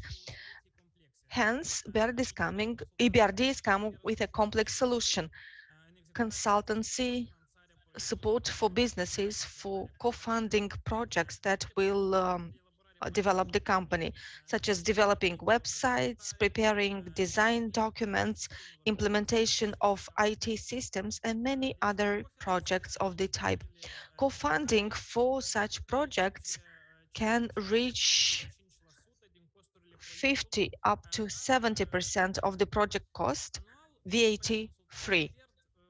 Every year, the EBRD consultancy team provides support to about 70 companies, and in 2021, the average grant amounted to about 11,000 euro per company.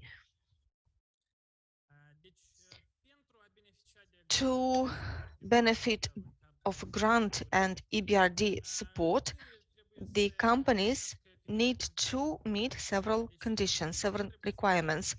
First, it should be a company with private and local majority capital. The number of employees should not exceed 250 persons.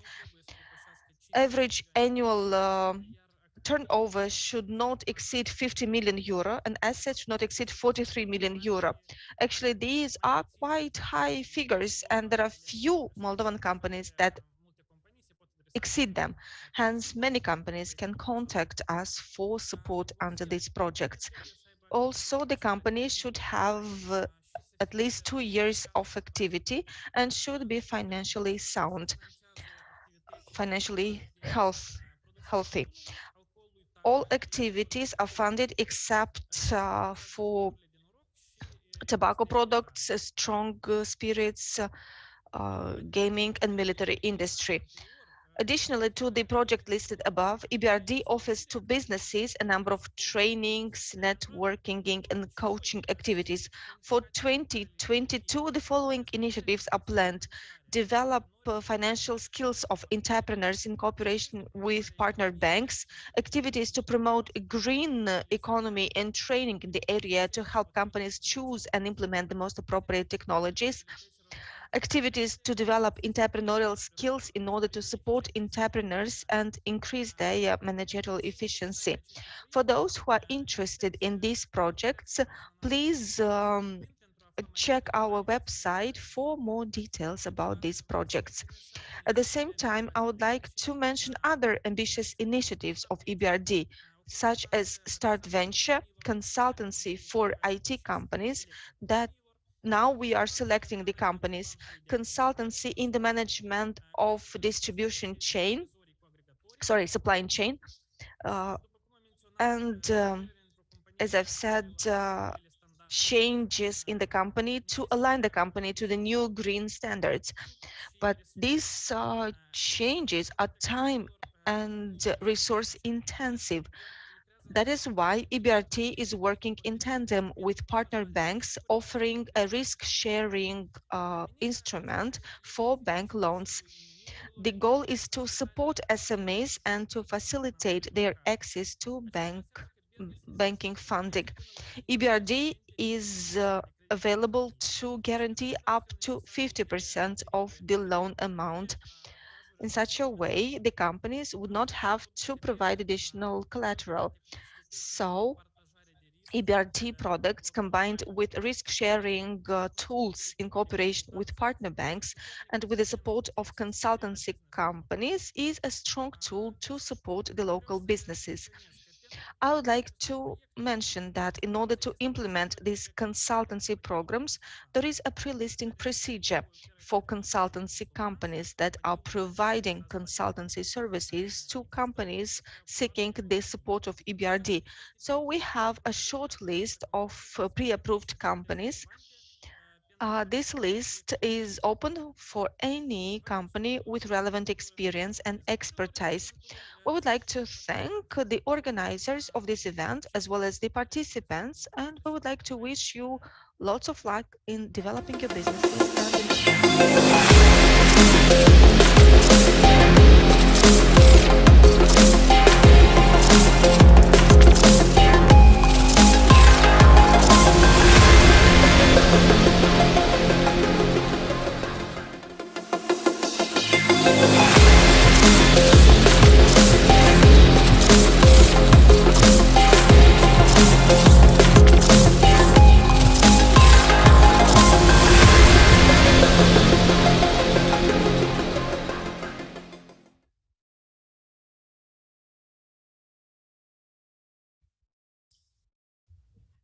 Salut din nou, stimați colegi. Hello again, dear colleagues.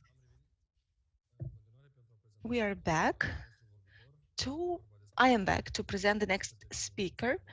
It's a guest from Latvia, Kaspars Abiks. He is head of export promotion department of the Latvian Investment and Development Agency. He will speak about the Latvian experience in developing and promoting exports.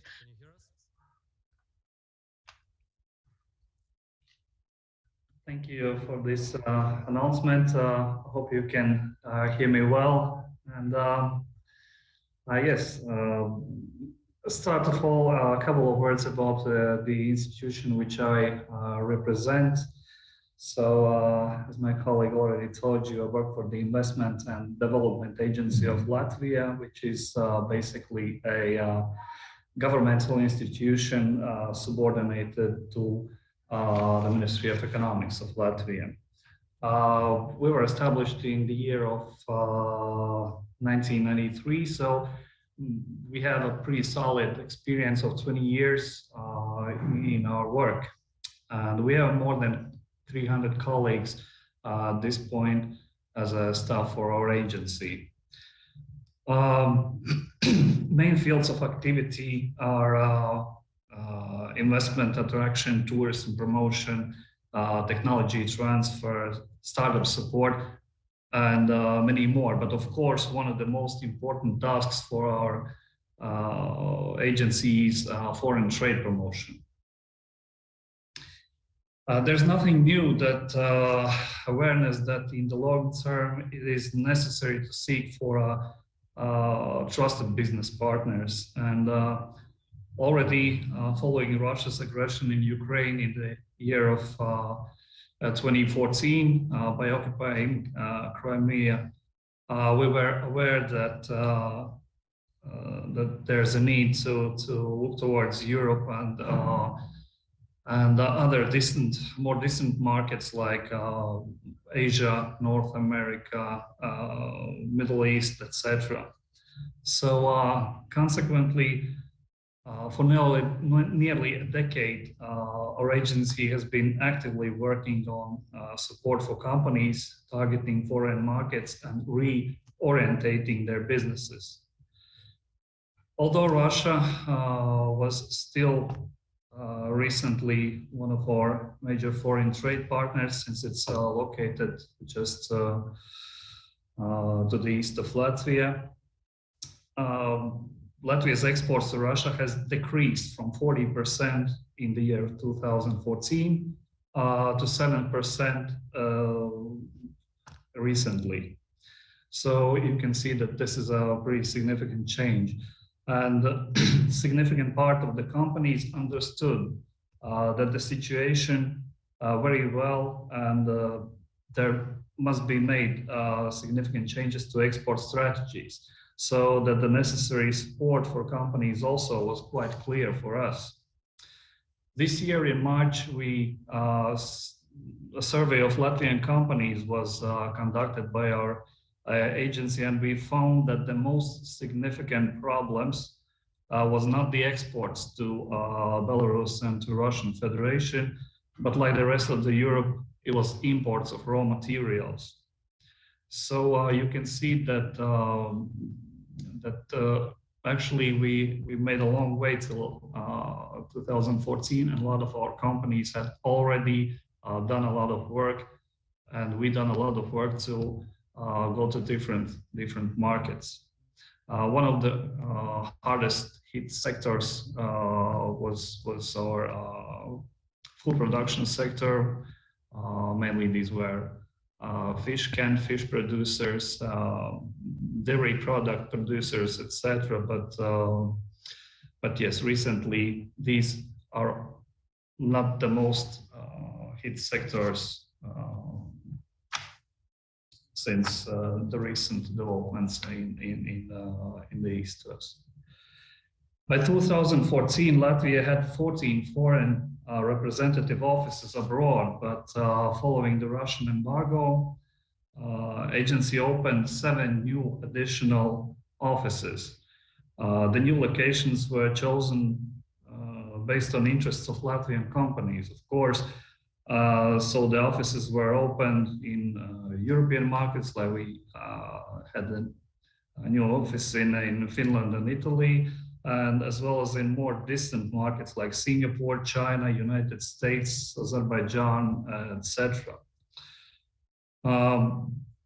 Right now, only for less than a month, we have our representative offices in Boston. It's the second one in the US, and in Toronto.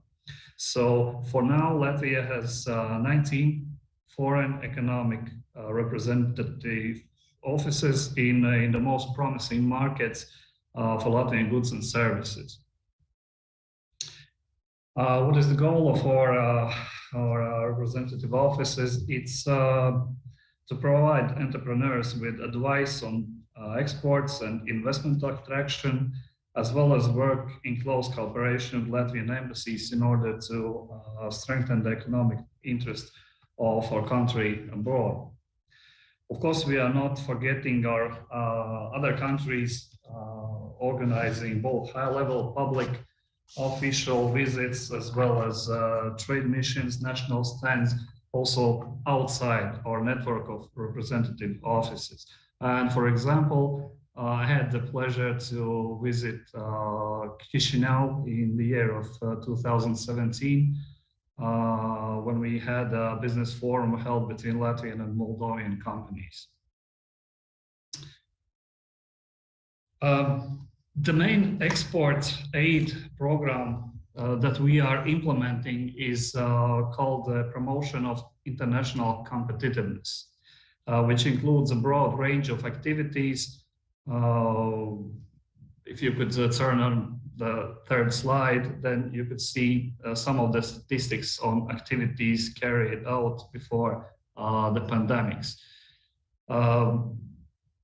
Our program provides support ranging from 25 to 100% of the costs for participation in international exhibitions, including online exhibitions, trade missions, conferences, seminars abroad with an individual stand, as well as for different comfortability assessment or certification of products, sites, and services.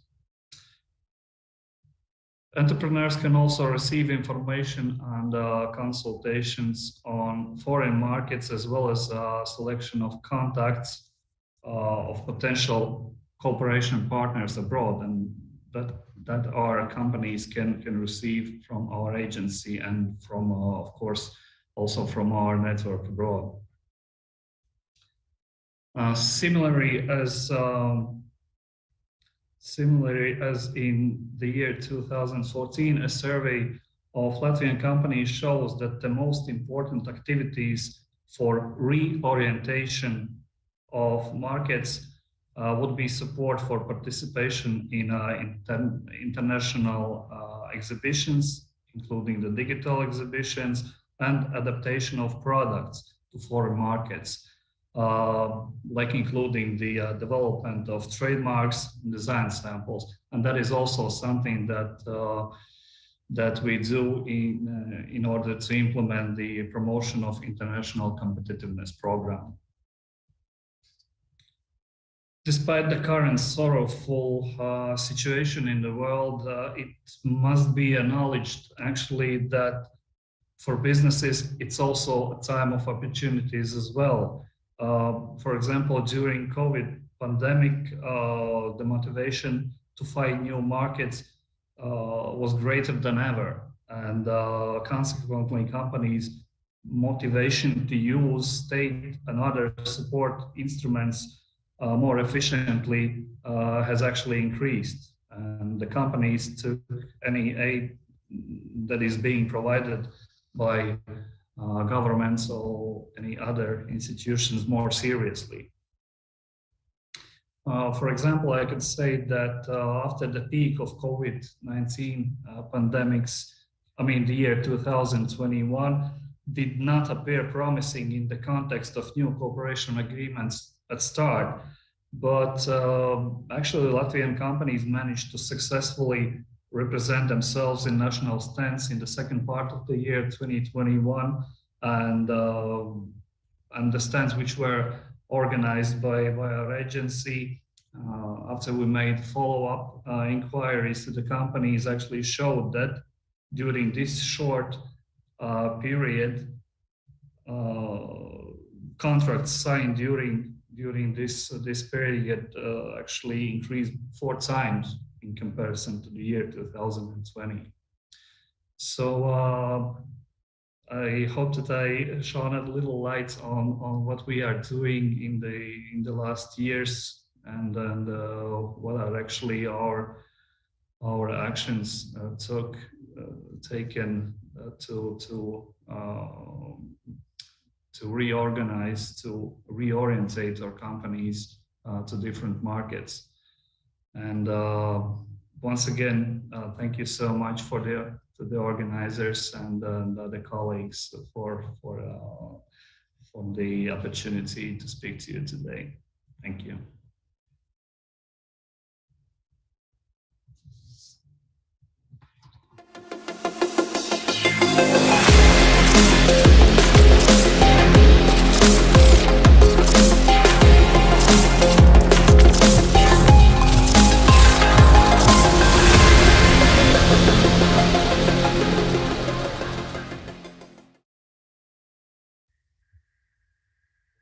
Dear colleagues, dear guests, once again, thank you very much on behalf of the bank for the wonderful event and the amount of work done during the past 6 months under this project. We appreciate the fact of today's experts missions and opportunity to learn the lessons from the practical examples and invited speakers to this event. Thank you very much once again, and thank you.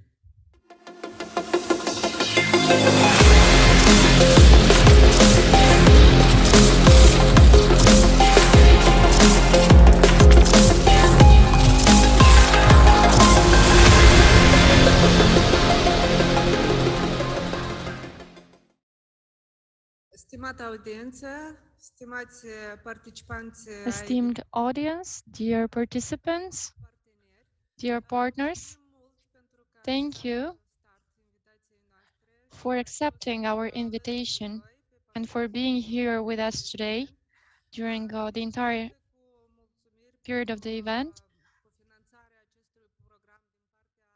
We are glad that the EBRD is co-financing this project. We expect good results because this is a complex program, relevant program, and we hope that the outcomes will be the same. If you have questions or you need clarifications, please contact us, send us an email to Invest Moldova Agency, and please visit our Facebook page of the agency, where you will be able to see today's event. Thank you once again. Good luck in the future. I hope you have beautiful results. And I hope that you will be able to diversify the market for your experts so that you have as many experts as you want. Have a great evening, and we'll see each other again soon.